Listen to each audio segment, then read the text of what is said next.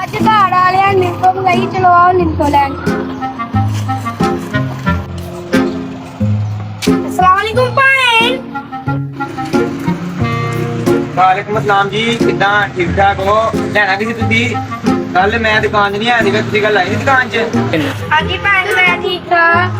ਕੱਲ ਤੁਸੀਂ ਨਹੀਂ ਆਏ, ਤੁਹਾਡਾ ਭਰਾ ਸੀ, ਮੈਂ ਆਇਆ ਸੀ। ਇੱਕ ਬਿਸਕੁਟ ਦੇ ਦਿਓ। ਆਏ ਸੀ ਕੱਲ, ਲਿਆਓ ਯਾਰ ਪੈਸੇ।